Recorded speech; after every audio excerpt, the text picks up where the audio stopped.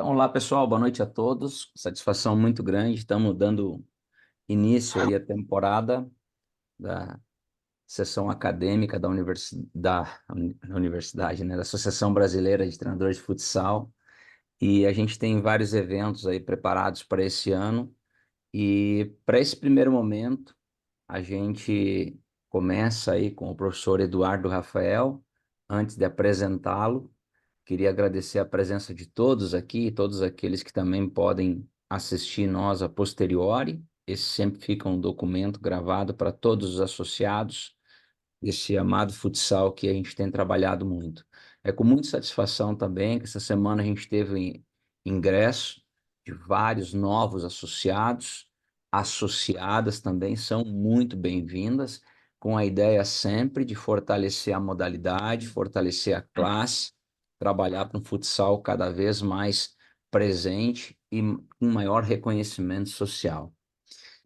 Para apresentar meu amigo Eduardo Rafael aqui, tem uma formação em teologia e psicanálise, tem especializações em pós-graduação em psicologia do esporte, pós-graduado em missiologia e especialização em terapia familiar sistêmica. Seus principais trabalhos, então, é um ex-atleta profissional de futsal, campeão paulista pelo Banespa, bicampeão metropolitano em São Paulo pela GM, pelo Banespa, bicampeão paranaense da Impacel, bicampeão sul-americano Impacel e Banespa, campeão brasileiro pela Impacel, atua no atendimento de pessoas e famílias há mais de 20 anos, psicólogo do esporte da base do Londrina Esporte Clube.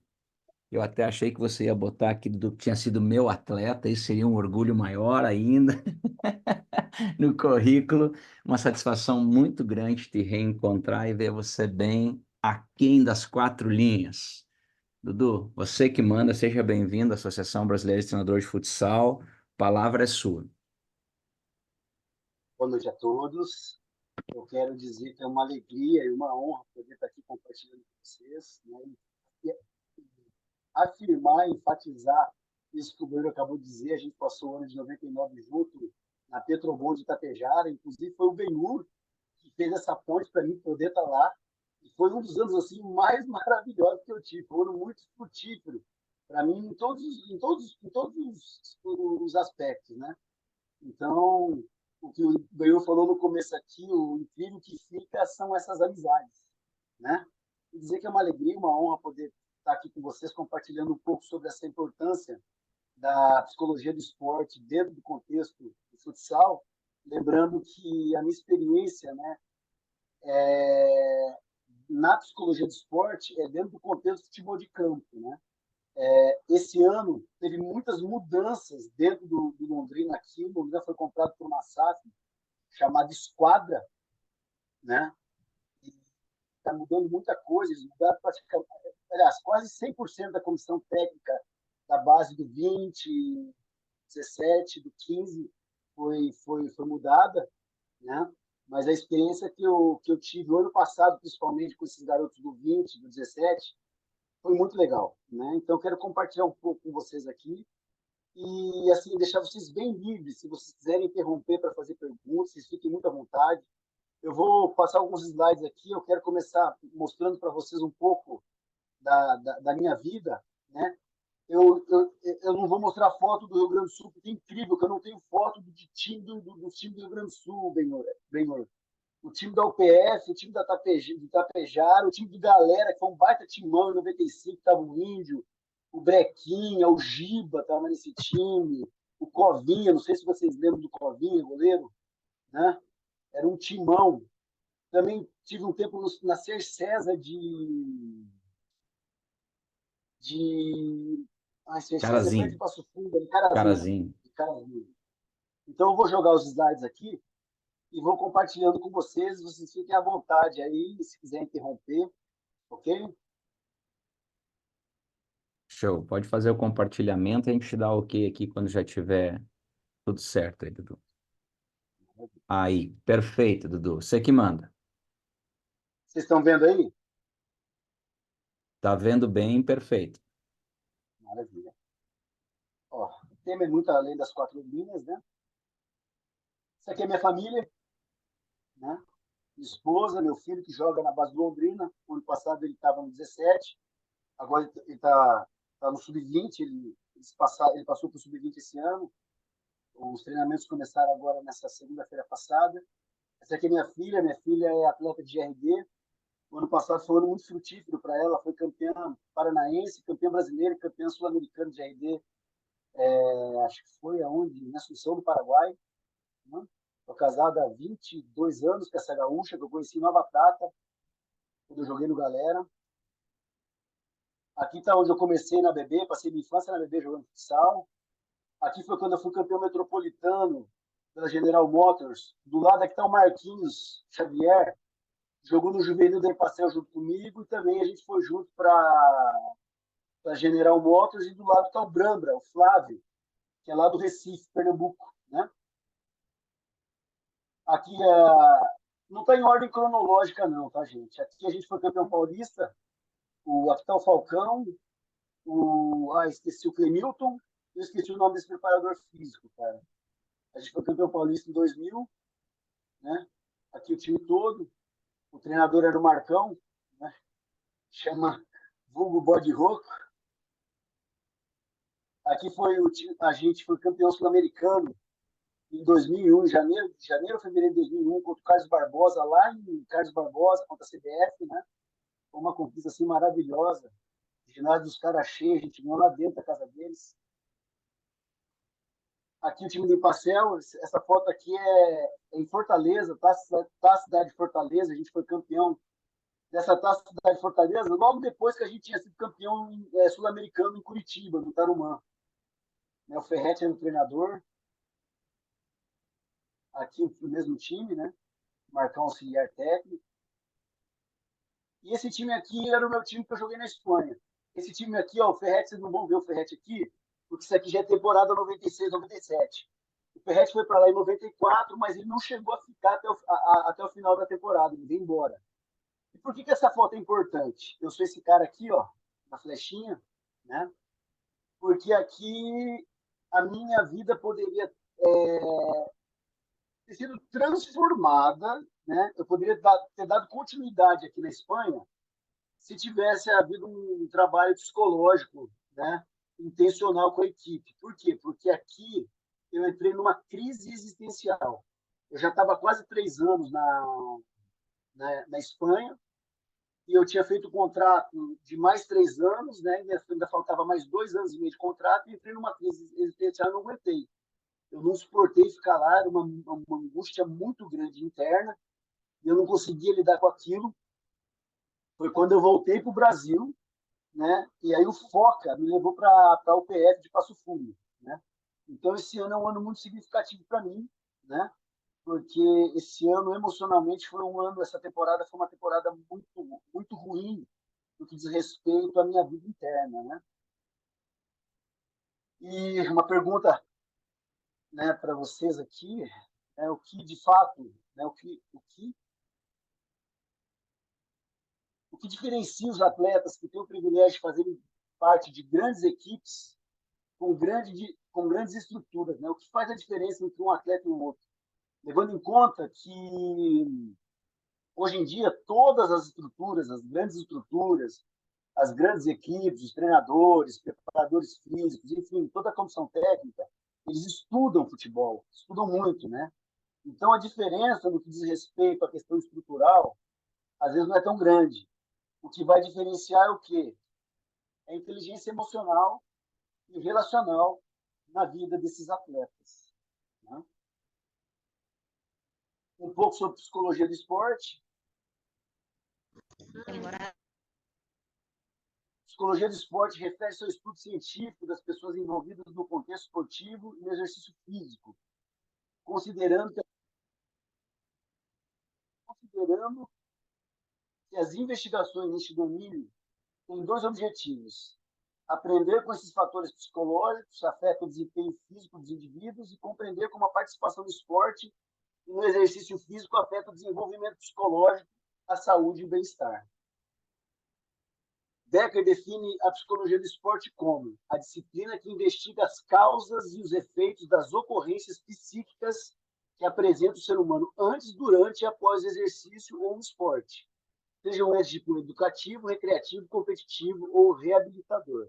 E aqui, ó, eu coloquei de forma bem simples o que a psicologia do esporte pode agregar na vida do atleta e na vida das pessoas que fazem parte da comissão técnica também, né? Outros fatores que a psicologia do esporte proporciona aos atletas e à comissão técnica, né? Lembrar a eles que antes de ser atleta, eles são um ser humano, autoconhecimento, né?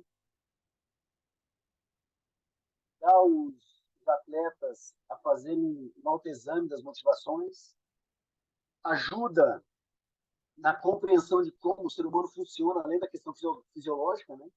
Enxergar o ser humano como um todo, de uma forma sistêmica, levar o atleta e as pessoas da comissão também a um desenvolvimento, um equilíbrio emocional, maturidade emocional, uma melhor comunicação, maior capacidade de relacionamento, para mim é uma das coisas mais importantes da vida, né? A capacidade de se relacionar, desenvolvimento de empatia, eles entenderem que eles não precisam passar a perna em ninguém para poder vencer, eles podem ser leais, eles podem ser empáticos com os companheiros de clube deles, principalmente. Responsabilidade e empoderamento da sua própria vida, assumir as suas responsabilidades. Resiliência, né, o que fazer e como agir diante das dificuldades. A gente tem que buscar 3 casos. Eu vou ter que desligar meu grupinho aqui, porque não vai querer estar acabando.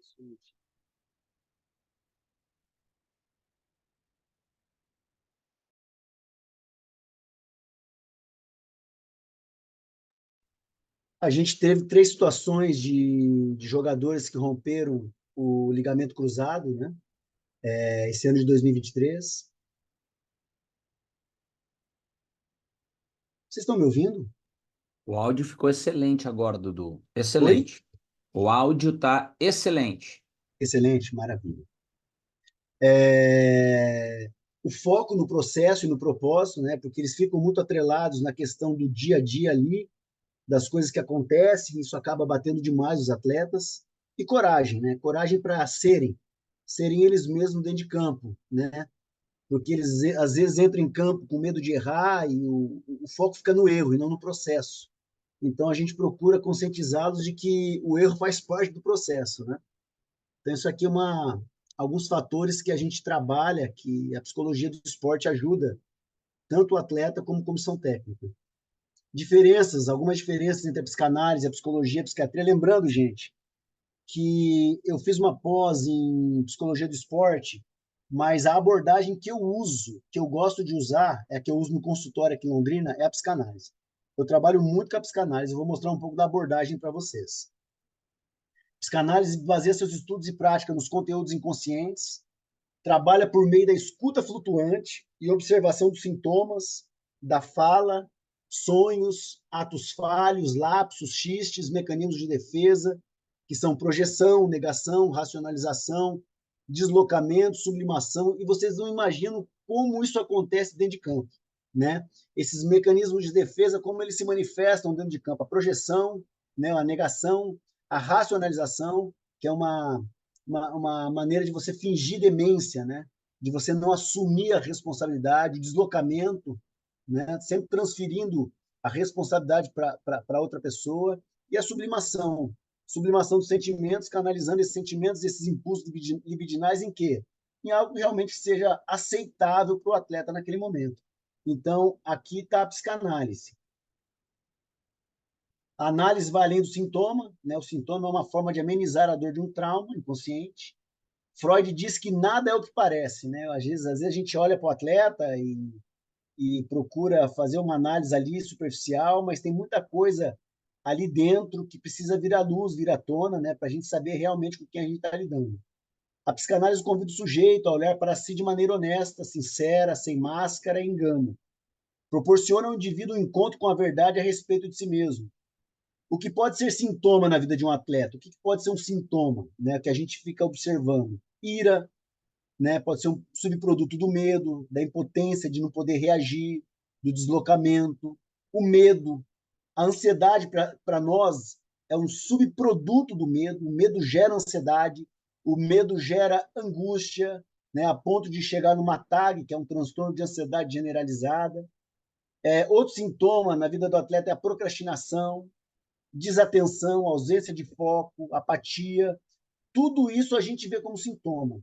Autossabotagem, né? Eu lidei com um garoto do sub-17 que ele passou o ano inteiro se auto-sabotando. Um garoto, um lateral esquerdo, assim, um garoto acima da média, mas todas as vezes que pressionava um pouco ele se auto-sabotava, ele dizia que estava com dor no tornozelo, né? E aí eu fui trabalhando e descobri o que estava por detrás daquela autossabotagem, né? A depressão, excesso de lesão, lesões repetitivas pode ser um sintoma, também pode ser uma autossabotagem, e o vício, né? O vício, muitas vezes, por não suportar a pressão do ambiente, não suportar a pressão daquela função de ser jogador de futebol, aparece o vício. Uns fogem para bebida, hoje outros fogem para as drogas, outros acabam se pervertendo realmente, levando uma vida completamente desregrada no que diz respeito à sua intimidade, né? Intimidação é outro sintoma, né? Insegurança e complexo de inferioridade, procura se afirmar nos mais fracos, a zombaria de forma excessiva, né? Está sempre querendo diminuir alguém para poder ofuscar suas falhas, para que as suas falhas não apareçam.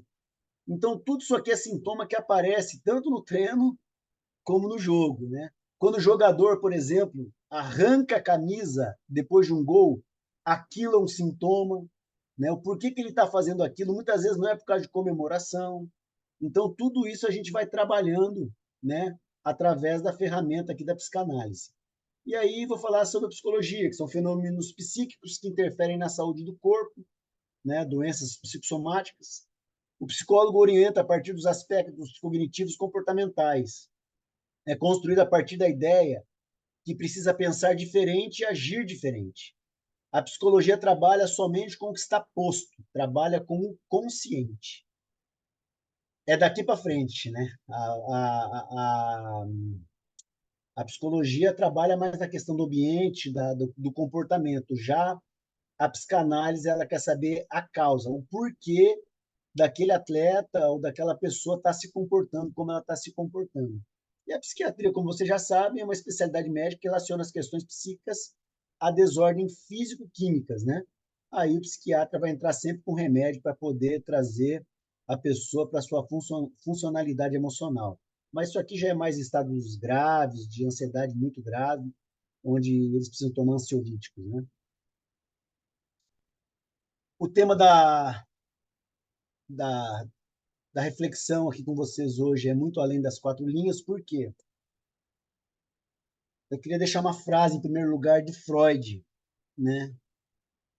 Freud tem uma questão que ele chama de determinismo psíquico, que para Freud não há nenhuma descontinuidade na vida mental. Nada ocorre ao acaso, e muito menos os processos mentais. Cada evento mental é causado pela intenção consciente ou inconsciente e é determinado pelos fatos que o precederam.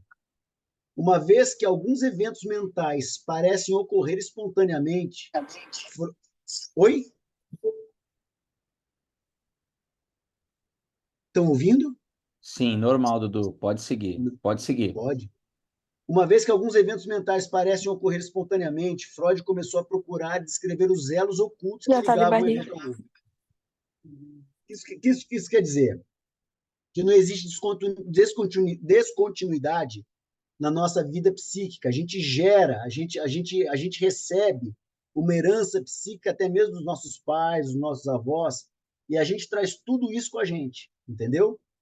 Que por isso me veio esse tema muito além das quatro linhas, né? Porque quando o atleta entra em campo, ele não entra só, né?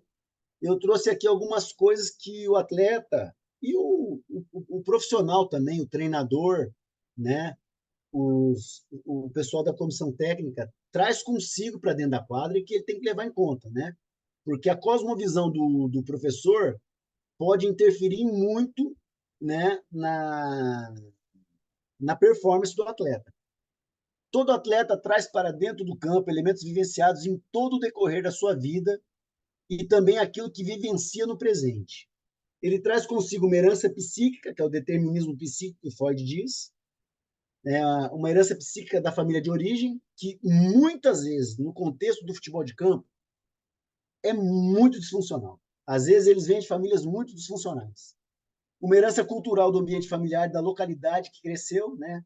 A cidade, o estado, traz consigo os traumas, os sofismas, que são muitos, que são sofismas, né? São mentiras que a pessoa passa uma vida inteira vivendo como se fosse uma verdade. As fortalezas na alma, que são ressentimentos, às vezes traumas do passado, coisas que ainda não foram saradas, curadas, e tudo isso o atleta traz para dentro de campo. O temperamento não trabalhado, existem assim N tipos de temperamento, mas geralmente a gente trabalha em cima de quatro, que é o iracundo, o sanguíneo, o fleumático e o melancólico. O peso da expectativa da família, atendi um jovem também do sub-17, que a família começou a pesar demais a expectativa sobre ele, né? Porque o filho anterior foi muito frustrado na questão do futebol e a família não deu o apoio que deveria. Daí, com o outro filho, colocaram um excesso nesse apoio e o garoto sentiu. Traz consigo a pressão do clube, leva para dentro de campo a pressão da torcida, a pressão da mídia, a pressão de estar sempre sendo avaliado, né? Cada treino é uma avaliação, cada jogo é uma avaliação, aquela vida de resultado que não é fácil para eles, né? Para aqueles que estão na base, o medo de se vai virar ou não. De todos os que eu atendi, eu acho que 100% deles, o maior medo é se eles iam virar profissional ou não, né? E tudo isso precisa ser trabalhado para que o mesmo atinja o mesmo quem? O atleta ou até mesmo alguém da comissão técnica atinja a sua plenitude. Não somente como atleta, mas principalmente como ser humano. Porque a gente que trabalha nesse campo da psicologia, a gente tá preocupado com o ser humano. Né? Se os olharmos somente como produto, que também eles são, né? Que é assim que muitas vezes são tratados dentro do contexto do futebol, corremos o risco de destruí-los e prejudicar o clube, pois o atleta pode ser contratado pelo potencial técnico e físico, né, existe um perfil de mercado hoje, mas pode vir a ser um fracasso por causa da sua condição emocional. Né? Uma pergunta aqui para a gente refletir, mas como podemos fazer isso sem julgá-los pelos nossos valores do ponto de vista psicológico? Um treinador ou um treinador que seja bom ou ruim, a gente como profissional da psicologia do esporte, a gente não rotula, principalmente dentro do contexto da psicanálise. Dentro do contexto da psicanálise, a gente não rotula, a gente não julga ninguém, a gente discerne o sintoma e procura trabalhar na causa, né, para poder ressignificar a vida daquela pessoa, né? Eu creio na mudança. A psicanálise não se preocupa com rótulos e nem julgamentos, ela vai muito além disso, ela busca sempre a causa do problema. Ela busca considerar como surgiram, manifestaram e permaneceram determinadas características nesses indivíduos. Ficamos atentos aos sintomas, né, que é aqueles sintomas que a gente viu anteriormente aqui. E é a partir dessas reflexões que as pessoas começam a ressignificar suas vidas, se modificam e tendem ao crescimento psicológico. O que acontece? A gente discerne, a gente acha o sintoma, a gente trabalha com o atleta, trabalhando o inconsciente dele, para aquilo que está recalcado no inconsciente possa vir para o consciente, para que a hora que tiver um insight daquilo que está acontecendo com ele fazer a ressignificação necessária da vida dele. A questão é o seguinte: agora eu sei por que eu ajo assim. A partir de agora, o que eu vou fazer com isso? E a partir daquele momento, a gente também ajuda ele, né, ao que fazer com aquilo que ele descobriu em relação à vida dele. Expressões de rótulos, né? Eita, não estou enxergando direito isso aqui. Tá. Rótulos são destrutivos, né? Eu posso atacar a atitude, né? O treinador pode atacar a atitude, mas jamais a essência e o caráter do atleta, né? O que a gente percebe em alguns casos de alguns treinadores assim que também precisam de controle emocional, que ao invés de atacarem a atitude ou a parte tática ou uma parte técnica do atleta, eles acabam atacando o atleta, né? rotulando de pipoqueiro, leão de treino, desequilibrado emocionalmente, né, de burro, miserável. Eu estou colocando algumas palavras aqui que eu já ouvi, né, dentro do contexto de treinamento, que é muito triste. Palavras têm o poder de construir ou destruir. Daí a importância de atentar para a comunicação. Quer dizer, comunicação e relacionamento é tudo, né? E segundo Lacan, que é um psicanalista francês, ele diz que comunicação não é o que você fala, mas o que o outro entende. Então a comunicação tem que ser simples, ela tem que ser óbvia, né? Eu lembro de uma situação que um dos professores fez uma preleção para o sub-17 e geralmente eu não falo nada se o professor não me chamar para conversa, mas eu estava ali junto com ele naquela preleção e a hora que acabou a preleção ele perguntou para mim o seguinte: Eduardo, você quer falar alguma coisa? Eu queria fazer uma pergunta, eu falei para ele, porque eu estava vendo aqueles garotos no semblante deles que eles não estavam entendendo nada do que o professor estava falando. Eu falei, eu quero fazer uma pergunta, professor. Né? E eu perguntei para eles, vocês entenderam o que o professor falou para vocês? Gente, a maioria deles não tinha entendido absolutamente nada que o professor tinha falado. Isso foi bom para o professor, né? Para ele entender que tem coisa que ele vai ter que falar e vai ter que explicar, né? Porque o óbvio só é óbvio para quem tem conhecimento. Para ele era muito simples aquilo que ele estava comunicando. Mas para os garotos que estavam recebendo aquilo pela primeira vez, não era tão simples assim, né? Esses rótulos buscam definir e padronizar algumas qualidades emocionais, comportamentais e de pensamento nos atletas, e até mesmo na comissão técnica. E o pior é que isso fica gravado no inconsciente. Quer dizer, tudo aquilo que o professor fala para o atleta, né, isso fica gravado no inconsciente dele. E se ele não tem a identidade dele consolidada, ele não é firme na identidade dele, ele acaba absorvendo aquela palavra, às vezes uma palavra ruim, e isso vai se manifestar na pior hora da vida dele, que é dentro de campo, né? Mas será que esses aspectos psicológicos identificados são rígidos ou estáticos? Eles podem variar de acordo com a situação e também no decorrer da vida dos jogadores? As características emocionais que identificamos nos atletas já nasceram com eles? São hereditárias? Ou se formaram na infância? Ou estão em constante transformação ao longo da vida? O que constitui um atleta saudável, um atleta doente psicologicamente? Existe o livre-arbítrio? O atleta é capaz de se autodeterminar ou ele está totalmente à mercê de agentes internos e externos? Independentemente do que gerou o sintoma, é possível ressignificá-lo? Sim, né? Sim. Muita coisa aconteceu na vida desse atleta até ele chegar até você, né? Mas tudo que ele manifesta de ruim como sintoma é possível ressignificar, é possível trabalhar na transformação do caráter desse atleta, né? É claro que isso demanda um pouco mais de paciência do profissional responsável pela equipe, principalmente no que diz respeito ao treinador.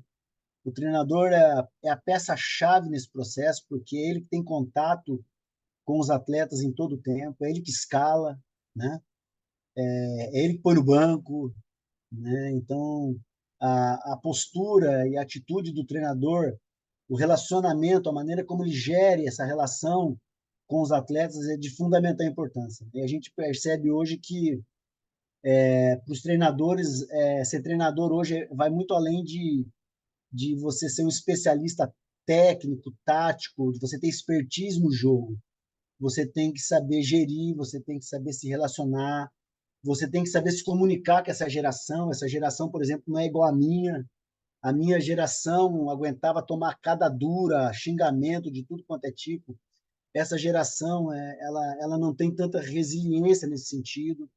Então, nesse sentido, os professores, os treinadores, eles têm que buscar capacitação, sim, nessa área relacional, de desenvolvimento emocional do atleta, porque ele é o primeiro analista ali em relação aos atletas. E respondendo aqui, ó, terminar a leitura, é importante lembrar que tanto os atletas como os integrantes da comissão técnica não enxergam o outro nem a si mesmo de forma completa. Vemos isso na janela de Johari. Não sei se vocês já viram, já ouviram falar sobre a janela de Johari, né? São 4 janelas e são as maneiras como a gente enxerga o ser humano. mas isso é coisa para outra palestra, eu posso passar para vocês depois. Essa janela é importantíssima para a construção de feedbacks, pois por meio dela vemos que ninguém é autossuficiente ou se basta. Essa janela vai nos ensinar o quê? Que todos nós necessitamos de feedback. Ninguém, absolutamente ninguém consegue amadurecer se não houver feedback, né? Eu tenho um mentor que ele diz o seguinte: se você não tem alguém, se você não tem um amigo para te dar feedback, contrata alguém, né? Porque senão o teu desenvolvimento emocional ele fica muito comprometido, porque a gente é muito condescendente com as fortalezas da nossa alma, com aquelas coisas que a gente recalca, a gente não quer lidar. Então, a importância da gente ter pessoas ao nosso lado que tenham acesso ao nosso coração e possam nos dar um feedback sincero em relação à nossa vida, né? E vamos aqui. Cosmovisão, né? Como eu enxergo muito. Muitos excelentes atletas são descartados em função dos filtros internos dos que estão ao redor. E muitas vezes esses filtros estão contaminados, são como óculos embaçados que nos impedem de enxergar com clareza. Preconceito, sofismas, sentimentos, ressentimentos, imaturidade, medo, cultura, maldade, soberba, né? O que eu percebi, assim, eu percebi dois polos caminhando com os professores. Eu vi o polo da frustração, treinadores frustrados com essa carreira de atleta e às vezes pesando isso sobre os atletas. Por outro lado, também vi treinadores muito bem sucedidos como atleta e às vezes também falando de forma assim soberba com os atletas, né? Então tudo isso vai atingir o atleta lá na ponta. Essa maneira como o treinador enxerga o mundo, a cosmovisão dele. Tudo isso são obstáculos para que se enxergue claramente. Daí a importância do autoconhecimento, da disposição em receber feedback, de andar na verdade. Essa verdade, em primeiro lugar, é consigo mesmo, né?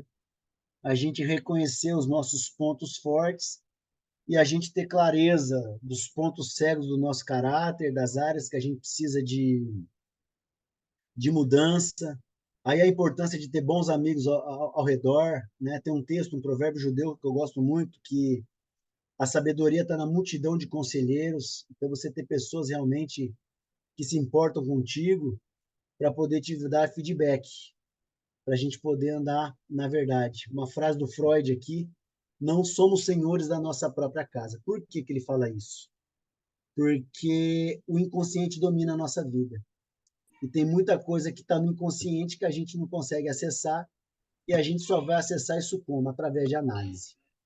Fazendo análise, fazendo terapia, ou tendo alguém muito sincero ao nosso lado que consegue enxergar fortalezas e nos dá um feedback sincero em relação às áreas que a gente precisa de mudança, né? Aqui eu vou passar algumas metodologias de trabalho que eu fazia com os atletas e com a comissão técnica, né? Eu atendi alguns professores também que procuraram ajuda. E então aqui foi algumas coisas que eu usei durante o ano passado no atendimento dos atletas e da comissão técnica. Acompanhamento, observação e muita escuta, né? O campo é o divã. Então, eu, além de fazer os atendimentos individuais, eu... Pode falar. Não, Dudu, acho que só o colega que entrou há pouco aqui já fechou o microfone. Obrigado. Pode seguir. Maravilha. O campo é o divã, né? O campo é o meu local de trabalho também, porque é ali no campo que eu consigo enxergar os atos falhos, eu consigo enxergar os sintomas, muitas vezes, pelo comportamento, pela fala, pelas atitudes do atleta e da comissão técnica. Participava ativamente, juntamente com a comissão técnica também, num trabalho de conscientização, porque ainda existe preconceito, né, com a psicologia, com esses profissionais da psicologia do esporte dentro de campo, fazendo parte da comissão técnica, trabalhando junto ali ativamente com a comissão. Então, eu trabalhei ativamente para conscientizá-los da importância de um profissional dessa área junto com eles, né, para agregar valor realmente, para que eles pudessem atingir a plenitude de profissionais para os quais eles se dispuseram a fazer isso, né? Ser um facilitador na comunicação entre os atletas, entre a comissão técnica e os atletas também, porque às vezes a comunicação era muito ruim, né? Atendimento individualizado, isso aqui eu fiz muito, né? E dentro desse contexto individualizado, duas coisas que eu procurava trabalhar de forma intencional era a consolidação da identidade e o propósito de vida desses atletas, né? Lembrando também que esses atendimentos individualizados, eles não eram obrigatórios, nem as palestras semanais que eu vou falar daqui a pouco. Por quê? O clube queria que fosse obrigatório. Eu falei que não dava para ser, não dava para trabalhar assim, porque para a pessoa poder realmente ter uma mudança significativa, até mesmo existencial na vida dela, ela tem que querer. Ela pode ser obrigada a ir para uma palestra ou para um atendimento individualizado na terapia, mas ele não quer estar ali, entende? Ele não vai escutar de verdade o que ele precisa, ele não vai falar o que ele precisa. Então, tanto o atendimento individualizado e as palestras semanais era opcional, né? E assim, e graças a Deus, muitos atletas aderiram, eles gostavam de estar com a gente no atendimento individualizado. Aqueles que tiveram e foram mais assim perseverantes nas terapias, eles tiveram um crescimento assim muito grande na questão emocional. Então, eu fazia atendimento individualizado, dinâmicas de grupo, palestras semanais. Essas palestras têm o nome de Fundamentos Psicoteológicos. Por que psicoteológicos? Porque eu trabalhava tanto princípios de nível emocional, como princípios teológicos também para aqueles que se abriu para isso, né? Não é obrigatório, né? Mas como a maioria ali, eles têm uma espiritualidade, eles têm uma fé, eu consegui unir pelo fato de ser teólogo e ser pastor, eu conseguia trabalhar a questão emocional deles e também na questão da espiritualidade deles, né? Trabalhava com vídeos e histórias de vidas conscientizadoras, por quê? Porque hoje tem muito material, muito recurso, né? Vídeos de atletas, de biografias, de situações, né? Para poder trazer uma consciência maior na vida desses atletas. E uma coisa também que eu trabalhava de forma intencional é fazer eles se desenvolver de forma cognitiva, porque eles treinavam de manhã o sub-20, né? E eles ficavam a parte da tarde, a parte da noite sem fazer nada. E hoje você pode fazer uma faculdade, você pode fazer um curso através da faculdade EAD, né? E muitos deles acabavam ficando o tempo todo ociosos ali. Então, uma coisa que eu trabalhei muito foi conscientizando eles da importância deles também se desenvolverem academicamente, né? Ocuparem a mente deles com coisas boas, ou estudar uma língua, estudar inglês, né? Pode ser que amanhã ou depois um deles vai para a Inglaterra ou para qualquer local do mundo aí, já vão sabendo uma outra língua, né? Mais metodologia, testes, fazer algum teste, principalmente teste de personalidade, mentalização positiva, isso aqui, principalmente em dias que antecediam os jogos, né? Eles mentalizarem coisas boas em relação ao jogo, situações reais de jogo, algumas preleções, os professores me chamavam para poder falar também, acompanhamento em situações de lesões, isso aqui é muito importante para o atleta. Um deles mesmo, quando no mesmo dia teve um treino do sub-20, que no mesmo dia, assim, um atrás do outro, questão de minutos, os dois estouraram ligamento cruzado do joelho. Só que um deles era um pouco mais fraco emocionalmente. Eu fui para o quarto dele, conversando com ele, ele falou assim: eu vou desistir, minha vida acabou. Eu falei: não, de forma alguma. Isso aqui vai te fazer mais forte, isso aqui vai gerar resiliência na sua vida e você vai dar a volta por cima e você é muito novo. E ali eu vi a importância de poder ter um profissional, né, da psicologia junto ao atleta num momento como esse, né? E um feedback que eu tive de um dos pais desses garotos, né? O pai veio do Rio de Janeiro para ver o filho, ele me procurou e me agradeceu pela maneira como eu estava cuidando do filho dele, né? isso aí não tem preço, né? Então, esse acompanhamento em situações de lesões é muito importante. A gente teve 2 lesões sérias no sub-20 e mais uma no sub-17 de joelho também, de ligamento cruzado. A gente ajuda eles a ter controle das emoções, não serem movidos por elas, né? Só que a gente bate muito na tecla de não ser movido por medo, nem raiva, nem tristeza e nem euforia. Euforia é excesso de alegria, né? E se eles se deixarem influenciar por esses sentimentos, geralmente eles acabam tomando atitudes que acabam prejudicando a vida deles. A gente teve um caso do Jonas, né? Teve um jogo contra o Paraná Clube no CT do Londrina, no sábado à tarde. E o Jonas, que era o meio-campo titular do Sub-20, não jogou por quê? Porque na segunda-feira ele ia fazer o primeiro jogo dele pelo profissional do Londrina. Ele ia jogar na segunda-feira, né? Na Série B do Brasileiro. Só que no jogo contra o Paraná teve uma briga. O Jonas saiu da arquibancada, entrou na briga, tomou uma chuteirada no olho, quase perdeu o olho, ficou 3 meses parado, né? E quase coloca em risco a profissão dele. Por causa de quê? Por causa de emoção não controlada, né? Ele não tinha nada que entrar em campo e se meter naquela briga. Então, uma coisa que a gente trabalha muito também na mente dos atletas é essa questão emocional. E só falando do Jonas, o Jonas já voltou, tá bem, tá jogando no Londrina, tá no profissional, tá no elenco, né? Mas isso aqui só para dar uma ilustrada para vocês. Ajudamos esses atletas a sair do discurso do outro, né? Da torcida, do jornalista, das críticas, né? Eles não absorverem essa fala do outro. E a conscientização dos pilares de alto rendimento, que daqui a pouco eu vou mostrar para vocês, que para mim também trabalho de forma intencional na vida dos atletas, esses pilares do alto rendimento, e eles têm que trabalhar também na vida deles essa questão desses pilares. Isso aqui é como a gente trabalha, né? E o propósito do trabalho? Conduzi-los à verdade de quem são e do que podem vir a ser, né? Eles descobrirem o que fazem, conduzi-los a uma vida de excelência. Eu gosto de uma frase do Bill Hybels, ele é um líder nos Estados Unidos, ele diz o seguinte, que a excelência honra a Deus e inspira os homens, né? Então, quando você vê alguém fazendo alguma coisa com excelência, dá prazer de ver. E nada mais prazeroso do que você ver um bom jogo de futsal, um bom jogo de futebol, não é verdade? Ajudá-los a se tornarem atletas e não boleiros, que é uma coisa muito diferente. Na nossa época, hoje, não existe mais lugar para boleiro, né? Isso fala de vida, evoluir como ser humano, vai muito além de performance, né? Excelência de vida mesmo.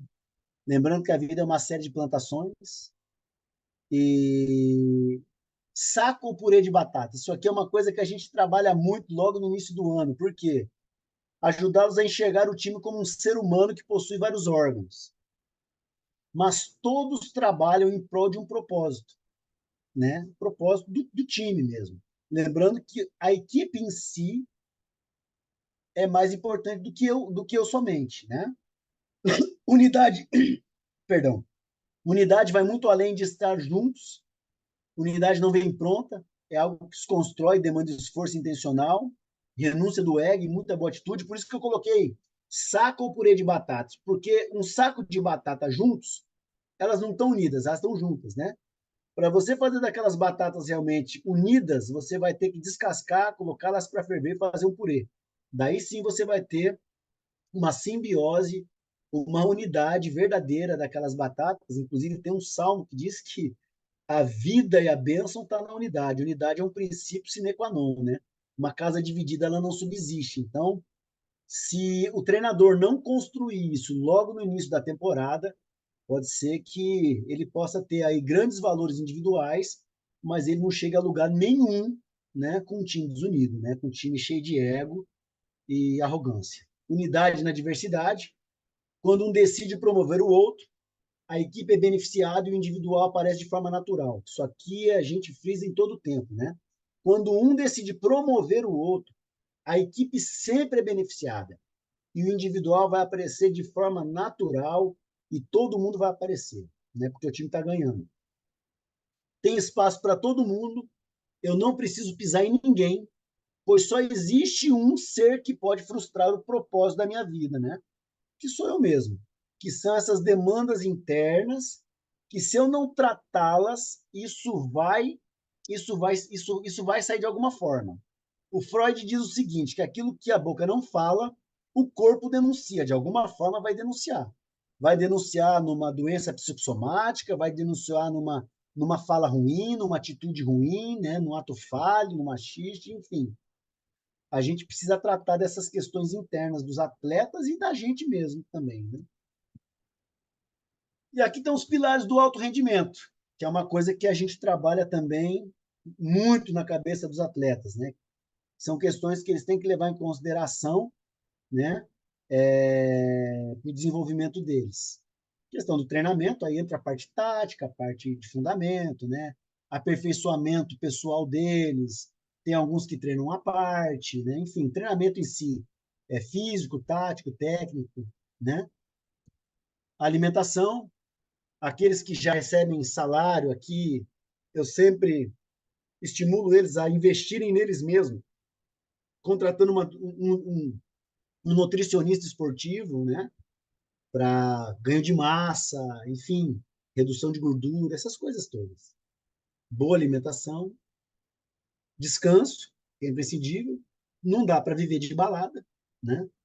A balada arrebenta com o jogador, ainda mais no nível físico que o futebol está hoje, né?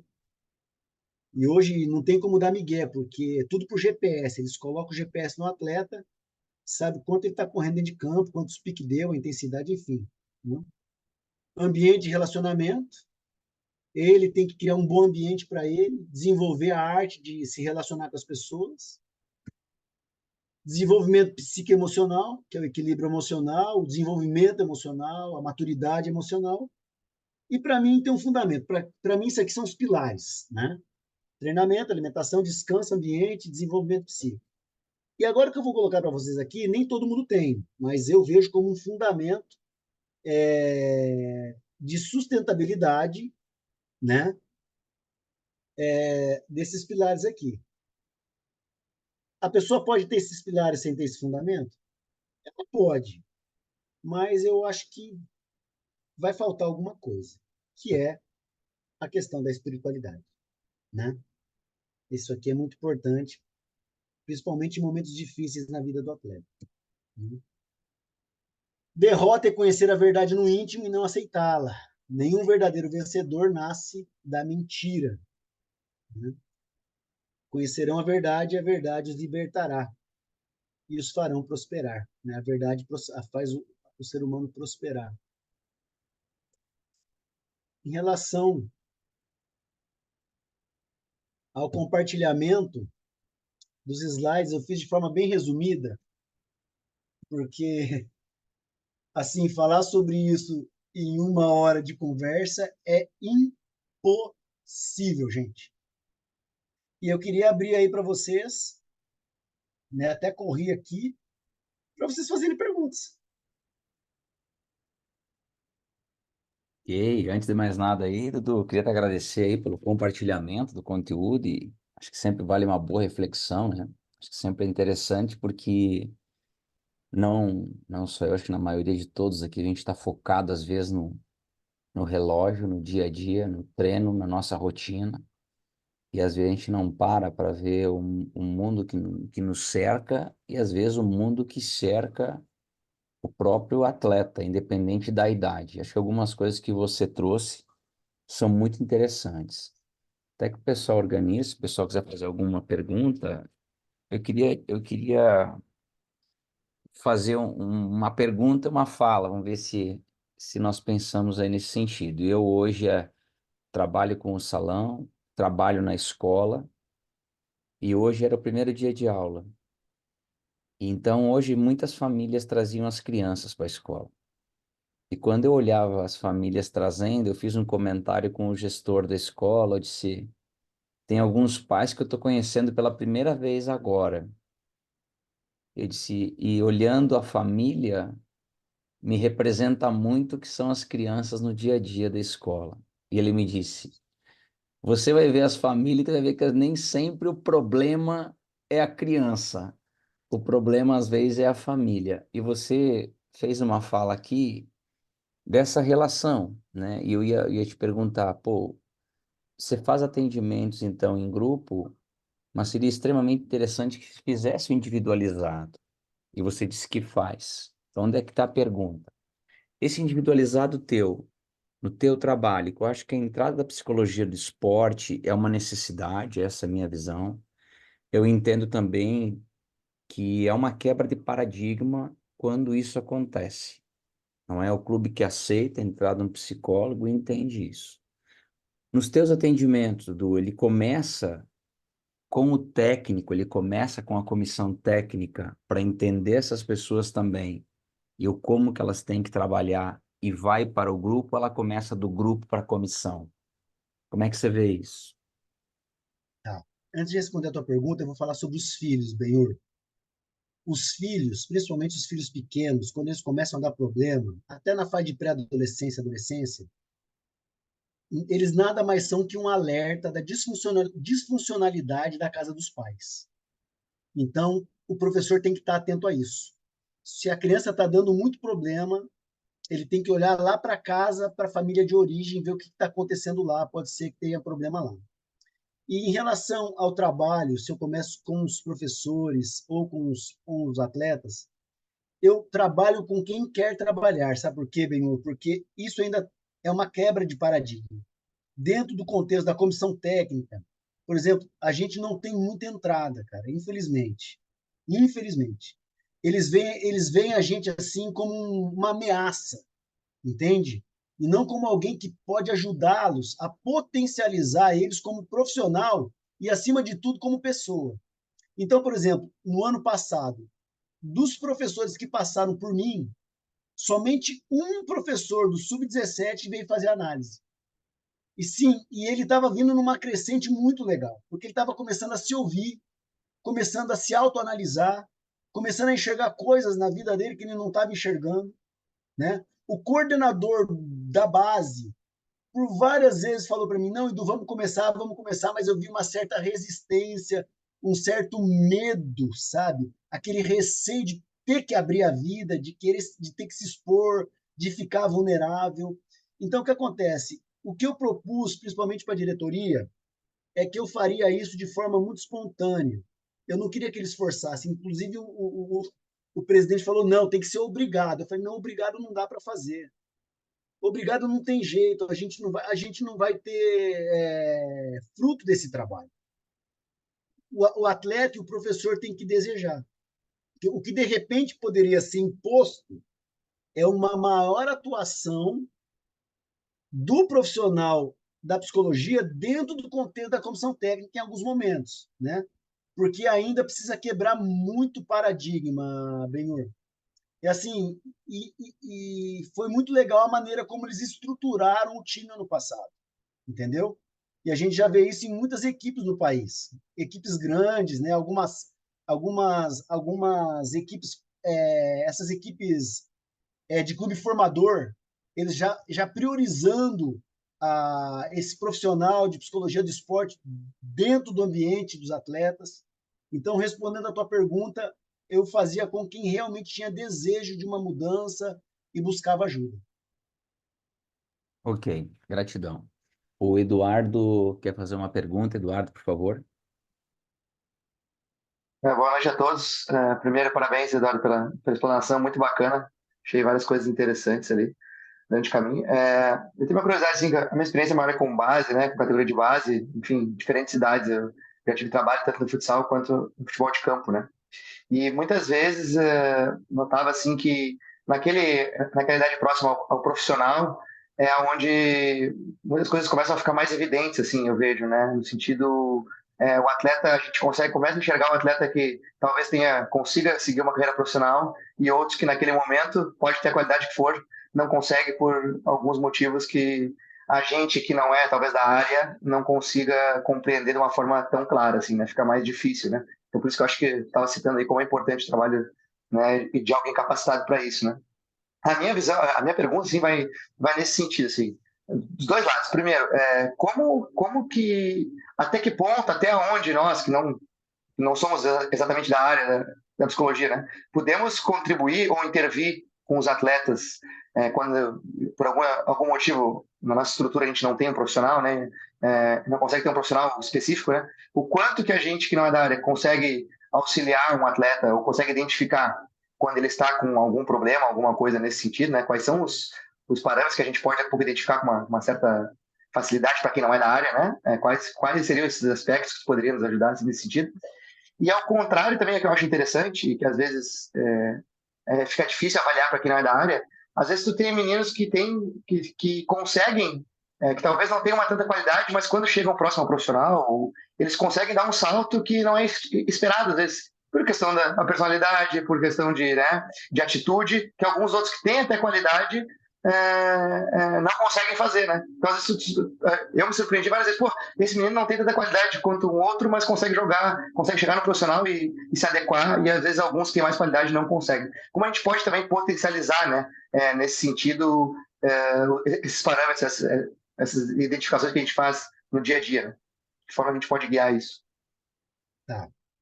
A primeira pergunta, você faz como é que eu posso começar a discernir essas questões emocionais na vida desses atletas. Uma coisa que é necessário, que eu acho que é necessário para todo ser humano, principalmente para treinador que exerce uma função de liderança, né, dentro de campo, dentro de quadra, que é uma liderança não somente técnica, porque muitos treinadores acabam se tornando referenciais de vida para esses atletas, até mesmo um referencial de pai, é fazer análise. Você precisa estar em análise, porque na análise, qual que é a grande sacada da análise, Eduardo? Você vai aprender a se autoanalisar. E você aprendendo a se autoanalisar, você vai aprender a analisar os teus atletas. Né? Nessa caminhada com o teu analista, com o teu terapeuta, você vai discernir, né, tanto na sua vida quanto nas pessoas que estão ao teu redor, os mecanismos de defesa, os sintomas, aquilo que vem para fora e que ninguém vê. Você vai começar a ouvir o inconsciente desses atletas, mas só através de análise. Por quê? A gente, para ser psicanalista, a gente tem que passar por um tripé. A parte teórica, né? A parte acadêmica, teórica, a parte de análise, onde nós somos analisados, a gente tem um professor que nos analisa, a gente vai para análise, no mínimo 50, 30 horas de análise, e depois uma análise supervisionada. Né? Então, a melhor forma de você aprender a analisar as pessoas que estão ao seu redor é você aprendendo a se autoanalisar. E também estudando. Né? Por exemplo, hoje tem bons cursos, boas associações, né, que são cursos rápidos, né, de psicanálise mesmo, né, cursos de psicologia do esporte, onde o treinador, o profissional, tanto do campo quanto do futsal, precisaria fazer, né, para ter pelo menos uma base de como gerir esses atletas emocionalmente. E o que você falou é uma verdade, Eduardo. Quando chega no último ano do sub-17 e no primeiro ano do sub-20, ali a gente começa a ter uma noção, e não uma noção assim somente técnica, mas uma noção assim a nível emocional dos garotos que de fato vão conseguir romper e vão conseguir se tornar grandes atletas.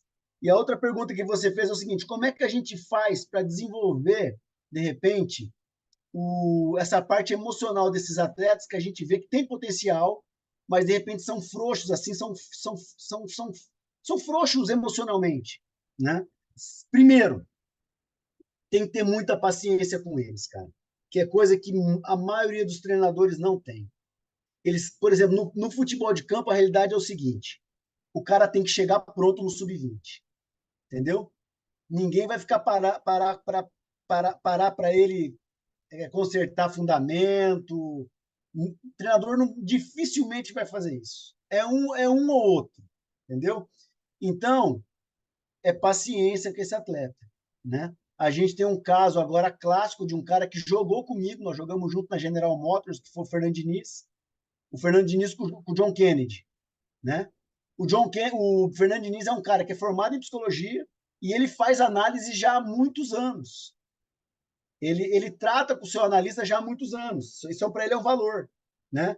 Então, quando ele olha para o atleta, ele não vê o atleta, ele vê o ser humano, né? Ele vê que atrás daquele atleta que de repente está tendo algumas dificuldades na sua vida relacional, na sua vida emocional, na sua vida interna, ele vê que dá para trabalhar aquilo, né? E restaurar e resgatar esse atleta.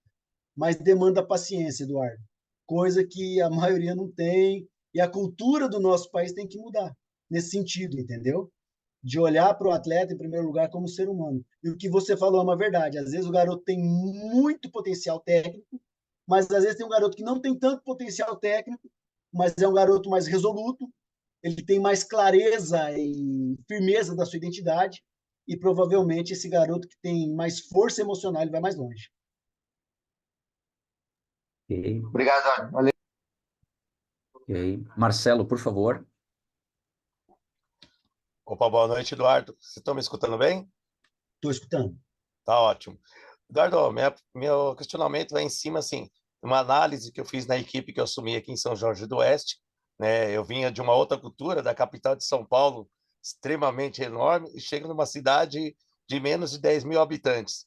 Assumo uma equipe, desde a iniciação até o adulto, né? Acabei tendo que coordenar tudo, e eu percebia que eles tinham um potencial muito grande, porém havia um aspecto, né, de na cabeça deles, assim, pela cidade ser pequena, eles nunca conseguiam chegar em lugar nenhum.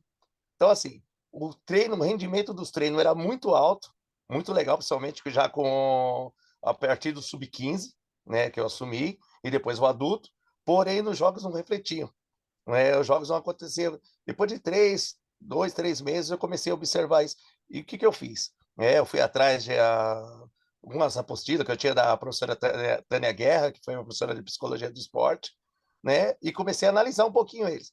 E até num dia o secretário de esporte falou: pô, você teve que parar o treino para ter um bate-papo com eles? Eu falei: sim, eu preciso conhecer um pouco mais da cultura deles, né? Saber o que está passando na cabeça, para eu poder ter um resultado técnico e tático aqui dentro. Senão, isso não vai dar resultado. E refletiu sim, Eduardo. Né? Hoje nós estamos ainda até disputar já a série bronze, tivemos várias conquistas aqui, e a minha pergunta vem em cima disso. Como que, assim, a gente sabe que tem muito paradigmas, muito ainda enfrentamento do lado da psicologia do esporte dentro dos clubes. Como você vê essa relação dos técnicos, em relação ao profissional de psicologia do esporte, em relação à parte técnica, tática e psicológica? O quanto ela influencia? A parte emocional influencia completamente, Marcelo. Por exemplo, você falou de uma questão de mentalidade de escassez. Você é o cara responsável para mudar essa mentalidade na cabeça dos garotos. Quer ver uma coisa que eu sempre falava para eles, principalmente quando a gente ia jogar contra o Coxa ou contra o Atlético? Deixa eu fazer uma pergunta para vocês. O que diferencia o time do Londrina para o time do Atlético quando está dentro de campo?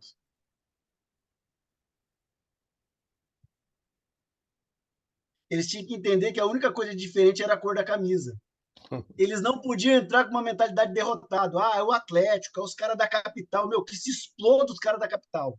Aqui eles não vão levar. Aqui é nós que vamos ganhar esse negócio. Essa mentalidade, o treinador tem que bater em todo o tempo, porque eles são capazes, eles podem. Entendeu? Às vezes o garoto, de repente, não tem nem tanto potencial, mas ele capta aquele negócio, que ele acredita naquilo, cara. Ele muda a situação. Porque o emocional pode comprometer completamente tanto a parte técnica como a parte tática do jogo. E é o emocional, Marcelo, que ele vai mais precisar nos momentos de pressão dentro de quadro. Porque que acontece? Tem muito atleta que entra em campo, entra em quadra para não perder. E essa mentalidade tem que mudar, ele tem que entrar para ganhar. Por exemplo, eu joguei num time que a gente entrava para ganhar. Isso foi bom para mim, porque foi logo quando eu saí do juvenil. Então, isso eu absorvi isso, que era o time da Impacel. Metade do time era a seleção brasileira. Então, a gente já entrava no jogo, eu já sabia que a gente ia ganhar, entendeu? É você mudar essa mentalidade de entrar para não perder e entrar para ganhar, entende? Independente da situação. Por exemplo, a final do Mundial é City e Fluminense. Meu, Se o Fluminense tivesse a mesma estrutura, entendeu? Não tivesse naquela condição de final de temporada, o jogo seria outro, cara. Porque os caras do Fluminense não deixaram de jogar. Inclusive, teve 15 minutos do jogo assim que foram fantásticos. Eu falei, meu Deus do céu, o que esses caras fizeram? Eles jogaram o jogo. Eles jogaram futebol, eles jogaram sem medo. Eles dando drible dentro da área deles, cara. Então, isso parte de quem? Isso parte do treinador. De outra coisa que eu gosto muito do Fernando é a liberdade que ele dá para o atleta dele errar. Sabe o que eu percebo? Principalmente no futebol de campo, no salão nem tanto, mas no campo, quando o cara chuta para o gol, os atletas do time dele reclamam porque ele chutou no gol. Não sei se vocês percebem isso. Já percebeu isso? Meu, o cara reclama porque o cara chutou a bola no gol. Meu, só faz gol quem chuta.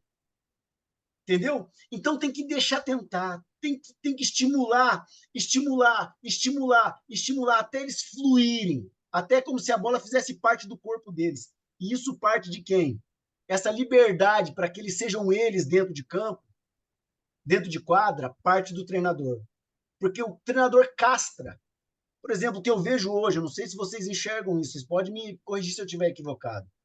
O brasileiro é cada vez menos valorizado lá fora, gente. A gente tinha o quê? A gente tinha criatividade, a gente tinha o drible, entende? Hoje não, hoje é jogo posicional, o cara não pode sair da sua zona. Se o cara dribla, o treinador fica bravo. O cara dá uma lambreta, os caras querem machacar o cara. E a gente está perdendo isso, entende? Então, essa mentalidade é o treinador. E claro que se você tiver uma profissional, um profissional da área da psicologia para te auxiliar nesse processo, ajuda muito, Marcelo. Mas o maior responsável mesmo em mudar essa mentalidade é o treinador. Valeu, obrigado, Lu. Não sei se eu te ajudei com a resposta, mas... Com certeza. Essa aí com mais dúvida aqui. Mais alguém? Senão eu faço outra aqui.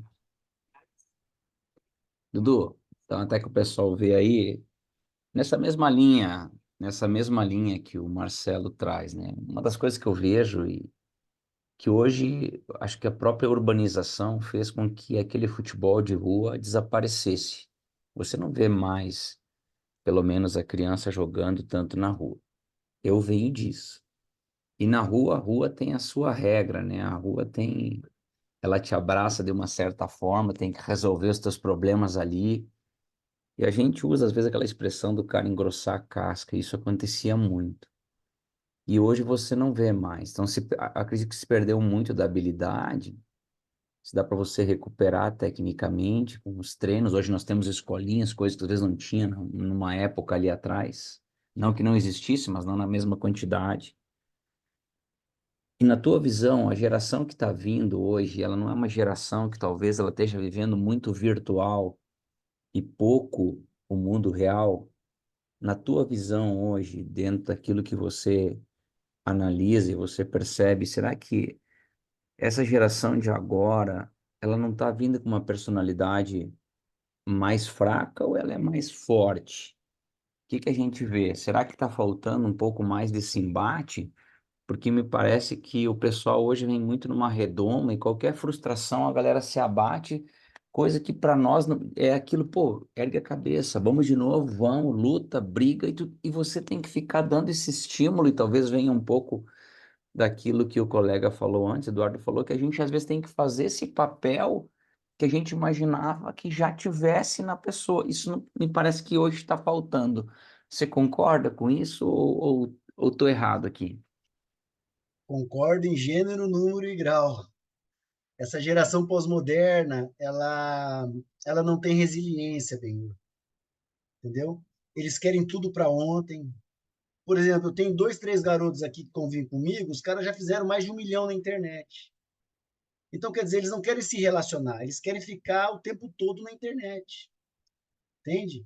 É videogame, é internet, enfim.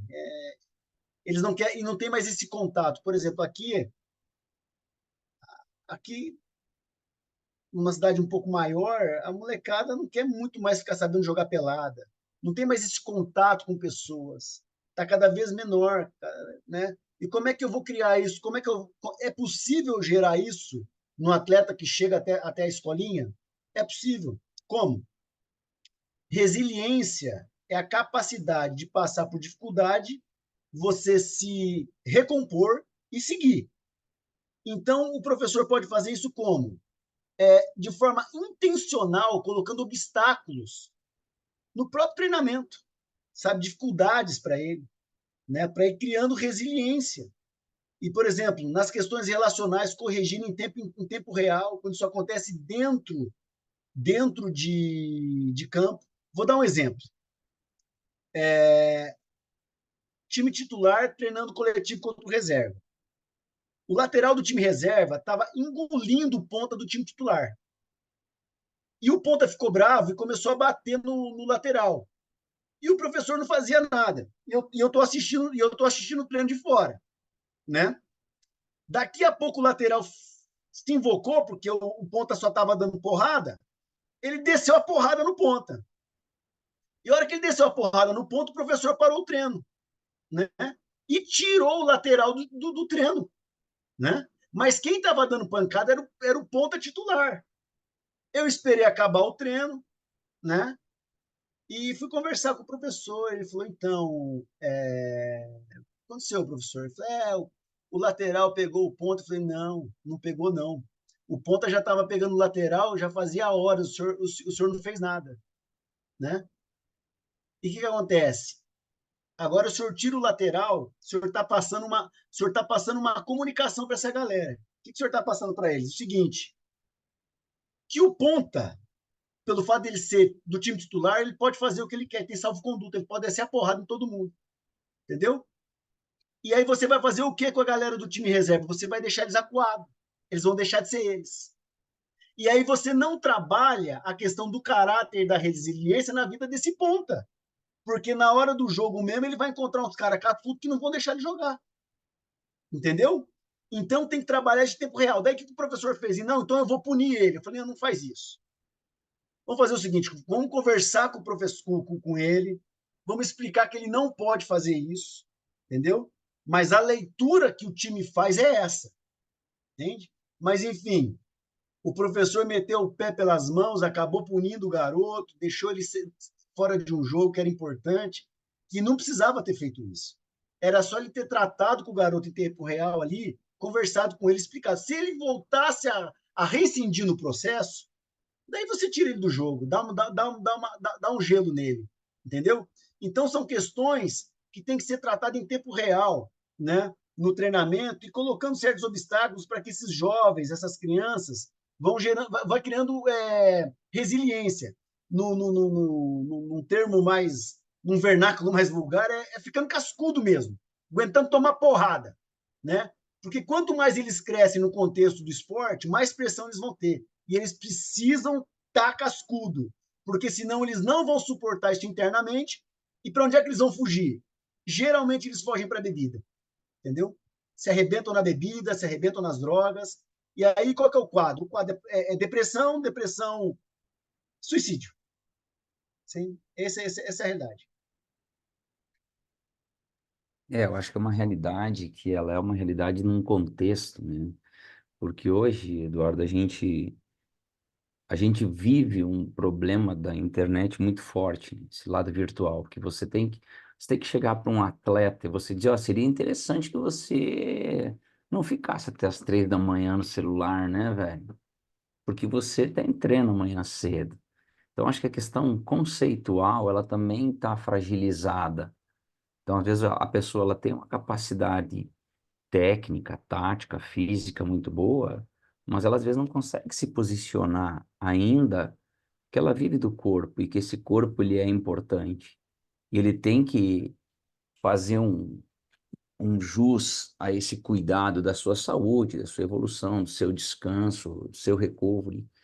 E hoje a gente percebe muito assim, na fase, pelo menos, vamos dar uma realidade aqui quanto categoria de base, essa fragilidade que ela vem muito grande de você, a criança ela não está capacitada ainda para entender esse processo, superar essas frustrações e querer, no segundo momento, ela mostrar o seu valor. É mais fácil ela ser acuada, como num jogo de videogames, e acabou a minha fase, então eu não vou morrer, eu vou sair. Eu abortei, eu saí. Você morreu? Não, não morri. Eu quis parar. Eu quis parar. Mas você não quis enfrentar. Você quis parar, você optou em fugir. Você não quis erguer a cabeça. Isso é uma coisa que pelo menos me preocupa muito hoje num contexto, pelo que a gente tem visto, porque a criança tem levado muito a modalidade num processo de iniciação como se fosse um game. Eu saio a hora que eu quero, mas eu não perco, eu não me frustro, entendeu? Eu posso pensar rapidamente cognitivamente, não necessariamente eu haja rapidamente cognitivamente. Lamento. De Paula, por favor, chama aí, você que pergunta. Fala. Tá me ouvindo? Sim, Paulinho. Então, eu queria fazer uma pergunta para o... Os questionamentos todos sabem, né? A psicologia é muito importante, né? A vida hoje, né? Da criança, tudo isso. E outra coisa, Eduardo, não sei se vocês trabalham no campo, no salão está acontecendo muito isso também. Não é que eu sou contra, mas muitos jovens estão casando muito cedo, entendeu? E a gente já viu isso no futsal também acontecer isso aí. Então, não tem essa idade ainda. Já tem com 21, 22 anos, já tem um, dois filhos, né? Então, e a vida não é fácil. Quer dizer, isso aí também atrapalha muito. Não sei se vocês trabalham isso no campo também. Que às vezes, eu já ouvi isso aí, o pessoal acha melhor o cara é casado, pô, que legal. De repente não é, entendeu? Porque o cara é casado, não vai para a rua. Até eu brincava, até o Ferretti era casamenteiro. Aí ele chegou uma vez que ele concordou comigo. Que às vezes solteiro é melhor que o casado, né? Porque as mulheres também que vêm, né? Tem umas que não é fácil, que muitas ajudam, mas tem outros, entendeu? Então, não sei se vocês trabalham isso é um fator que atrapalha também, né? Antes lá no casava mais tarde, né? Hoje, o casamento, eu tenho 18 anos, ainda está casado, 19 anos está com filho. Na minha equipe eu já tenho um. Então, tem atribuições que não é da idade dele, não está maduro para isso. Queria falar sobre isso. Se pudesse falar alguma coisa sobre isso também. É, você falou aí, Paulinho, e a gente tem um garoto aqui do Sub-17 que ele, com 14, ele engravidou a menina, entendeu? E aí se juntou com a menina, enfim. A questão não é essa, a questão é que, por exemplo, esses garotos têm que ser trabalhados até mesmo para poder casar, porque senão eles vão ser um problema sério para a menina, entendeu? Porque casamento é para homem, não é para menino. E é o que você falou, eles não estão capacitados para as funções e atribuições e os encargos que eles vão ter que levar dentro do contexto do casamento. Casamento é uma coisa muito séria, né? E aqui realmente também, aqui alguns jovens casam antes, né? Mas são poucos, aqui no nosso contexto é poucos, né? O que eles fazem mesmo é botar o terror lá fora, né? Eles botam mesmo, né? Então, essa questão do casamento é muito importante. A maioria deles, a esmagadora maioria, não estão preparados ainda para casar, né? E não foram preparados para isso. E você imagina, você pega uma geração que de baixo nível de frustração, e o casamento é o quê? Casamento é a escola da renúncia, meu filho, né? Casamento, você vai ter que aprender a renunciar, você vai ter que aprender um monte de coisa. São duas culturas completamente diferentes dentro de uma casa e você vai ter que aprender a conviver com isso, né? Então isso é muito sério também e é outra coisa que dá para trabalhar, né, de forma intencional na vida desses jovens. Já a partir já do relacionamento de namoro deles. Por exemplo, teve um garoto nosso aqui, rapaz, o garoto fez um sub-15 absurdo de bom. No ano passado, que foi o segundo ano de sub-17 dele, começou a namorar. O rendimento dele fez assim, ó, foi lá para baixo. Por quê? Por causa do relacionamento de namoro, né? E aí a gente tenta intervir de uma forma assim, olha, repensa isso, vê se é o momento certo para você investir nisso. Isso está te tomando um tempo e demandando um esforço emocional que não é para agora. Agora é hora de você investir na tua carreira, se preparar para futuramente poder ter, ter um certo conforto para sustentar a tua família, né? Então, tudo isso, sempre que a gente pode, a gente fala também, Paulinho. E aquilo que você falou, Benhur, né, nessa questão das redes sociais, a questão da galera querer tudo para ontem, né? Tá muito difícil, né?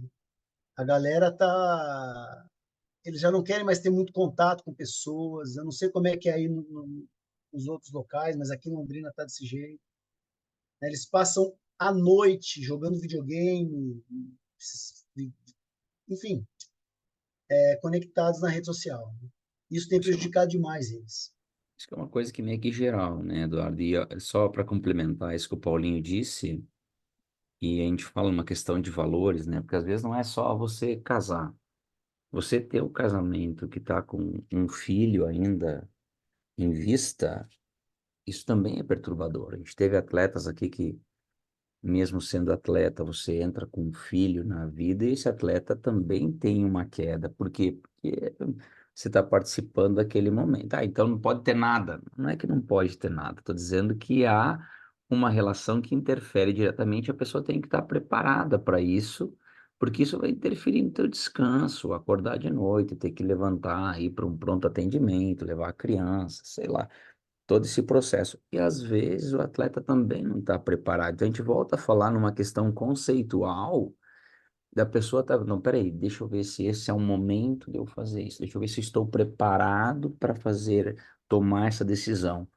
E quando você vê que você tem hoje casamentos precoces ou gravidez prematuras, não só para o menino, para a menina, tem uma outra vida que é uma criança, que daqui a pouco pega crianças, adolescentes criando uma criança e que talvez não estejam preparados também, seja nas condições financeiras ou na estrutura familiar, já começa tudo atravessado. Então, essas questões conceituais também geram, eu vejo assim, uma relação da necessidade, por isso que eu ia te falar da pergunta antes, se trabalhava isso em grupo ou individual, porque às vezes no grupo é interessante falar para todo mundo e dizer, ó, tem que tomar cuidado com isso ou não, tem que ficar esperando a relação de partir deles aí, né? Eu trabalhei algumas vezes nesse trabalho que eu chamo de fundamentos psicoteológicos. Eu levava exemplos, né? Mas onde a gente falava assim mais abertamente era na questão individual, onde eles também se abriam, né, meu? Mas a gente sempre colocou essas questões, tanto questão de relacionamento, questão de dinheiro, né? Porque muitos deles não estão preparados para ficar rico da noite para o dia. Isso pode ser uma coisa que pode prejudicá-los assim absurdamente, né? Se eles não tiverem Claro. estrutura para lidar com isso. Então, tudo isso a gente sempre levou para eles, a questão relacional, com as meninas, as baladas, vídeos. Quantos vídeos eu passei para eles de atletas mesmo que acabaram com a vida deles, por quê? Por causa da noite, né? Arrebentaram com eles e arrebentaram com a família deles. Então, é uma coisa muito séria isso. Você está lidando com o ser humano. Daí a importância do atleta, do profissional, né, o treinador, não somente se capacitar em relação a isso, mas também ter um profissional que caminhe com ele, né, dentro do clube, dentro da escola. Isso é de fundamental importância. Ok. Fagner, por favor. Ah, você consegue liberar aqui o microfone. Boa noite, estão ouvindo? Ouvindo. Primeiro, dizer que é uma honra estar falando com todos vocês, grandes feras aí. A pergunta vai para o Eduardo, mas se os colegas quiserem responder também, aí eu ficaria muito feliz. Eduardo tocou em um assunto importante aí, que é em relação ao celular, né? Esse celular que tanto atrapalha os nossos atletas, né, do alto rendimento. Eduardo, aconteceu aqui na minha cidade recentemente, de um treinador recolher todos os celulares dos atletas, né, a partir das 22 horas. Eu queria que você me falasse um pouquinho, uma opinião sua, né? O que é que você acha? Eu, particularmente, fiquei meio que assustado, né? Confesso para você, mas eu queria que você colocasse sua opinião aí, que os colegas também pudessem falar um pouco sobre esse assunto. Olha, aconteceu isso aqui em Londrina ano passado. No primeiro jogo da final contra o Curitiba, do Sub-20, do Paranaense, cogitaram recolher os celulares da galera do Sub-20. Eu falei, rapaz, isso não vai dar bom. Isso vai dar ruim. E outra, se isso fosse uma prática estabelecida desde o início do ano, era uma coisa. Mas você chegar no último jogo e falar que vai pegar o celular dos caras, pô. E tipo assim, os caras não são mais criança, entendeu? É cara de 20 anos. Então, eu falei, vai dar BO. E vai gerar um desgaste num momento que não precisa gerar esse desgaste. Os caras já têm consciência da responsabilidade deles do jogo contra o Curitiba. É uma final de Paranaense, é uma vitrine para a vida deles. Só se eles forem muito burro para fazer uma cagada dessa. Porque é o seguinte, estabeleceu o horário para dormir. 10 horas, o CT está apagado. Entendeu? Então o cara sabe que 10 horas, por exemplo, ele dormir às 10, ele vai ter que fazer o quê? Ele vai ter que desligar a tela uma hora antes. Porque senão a cabeça dele não para, ele fica acelerado. Né? Então o que acontece, Fagner? Se isso for assim, ó, se tudo que é combinado não custa caro.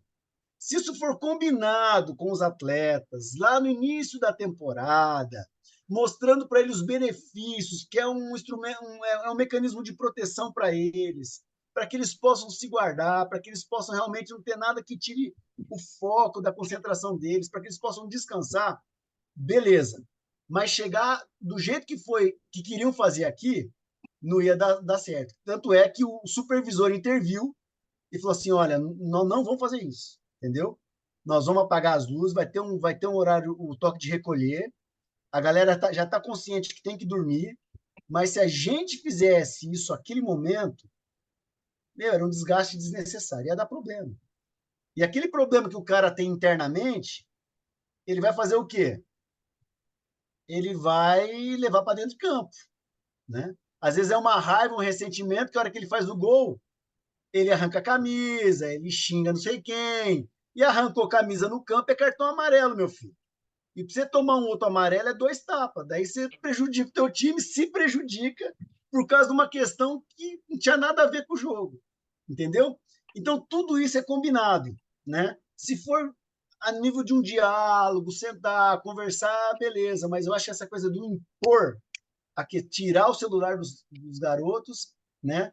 Mas já se tratando de garotos mais novos, né? Eu também acredito que é melhor a conscientização através do diálogo. Né? Ok, excelente. Mais alguém? Alguma outra pergunta, algum outro comentário, por favor? Não? Então, mais uma vez, eu queria te agradecer aí, Eduardo, pela tua disponibilidade. Vim aí numa segunda-feira à noite compartilhar um pouco do teu conhecimento, a tua vivência, a tua trajetória. Acredito, como tu disseste no início, acho que esse é um tema que não é em uma hora que a gente resolve, nem a gente amadurece, mas a ideia aqui, quanto associação, é trazer possibilidades de reflexão, jogar algumas sementes, criar essa relação reflexiva para as coisas aqui na frente, a gente pensar cada vez melhor de como agir como profissionais e poder estar aí intervindo sempre positivamente, tanto no nosso trabalho como no dia a dia dentro do salão. Em nome da associação aqui, de todos os associados, queria te agradecer aí mais uma vez e estamos sempre com as portas abertas aqui, precisando de alguma coisa, só chamar, ok? Grato, obrigado a todos pela participação mais uma vez aí. Caso tenham sugestão de temas, por favor, me chamem, me solicitem aí, me chamam no grupo, que assim que possível a gente vai trazendo os profissionais aí para estar falando. Evelyn, você ergueu a mão. Você gostaria de fazer uma pergunta, alguma coisa, por favor? Não? Benhur, Joia? Oi, pois eu não, vai quero, lá.